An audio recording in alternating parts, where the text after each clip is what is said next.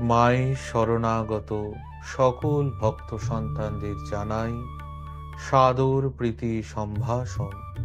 জয় মা। শ্রীযুক্ত প্রফুল্লচন্দ্র ঘোষ ছিলেন পশ্চিমবঙ্গের প্রথম মুখ্যমন্ত্রী। তিনি যখন যুবক, একবার তিনি শ্রী শ্রী মায়ের দর্শনে জয়রামবাটিতে যান। মাকে প্রণাম করে উঠলে পর শ্রী শ্রী মা তার কুশল সংবাদ জিজ্ঞেস করেন। তিনি সেই কথা বললে মাকে তার মনের প্রার্থনা নিবেদন করেন।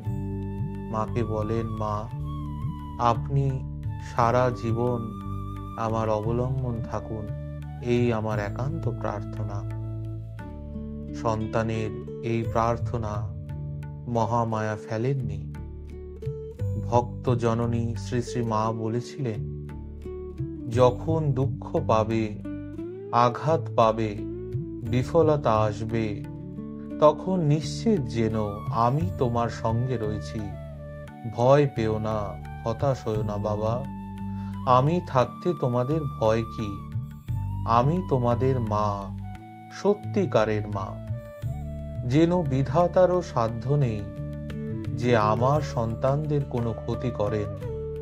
আমার উপর ভার দিয়ে নিশ্চিন্ত হয়ে থাকো। আমি তোমাদের ইহকালের মা, তোমাদের পরকালের মা।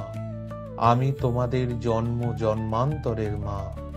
আমি মা থাকতে তোমাদের ভয় কি? এ কথা পরবর্তী জীবনে শ্রীযুক্ত ঘোষ অনেকবার স্মরণ করেছেন এবং তিনি তার স্মৃতিকথায় লিখেছেন, মায়ের এই আশীর্বাদের কি অমোঘ শক্তি, তা আমি জীবনে প্রতিটি ক্ষণে বুঝতে পেরেছি। মায়ের আশীর্বাদই আমার জীবনে চলার মূল পাথেয়।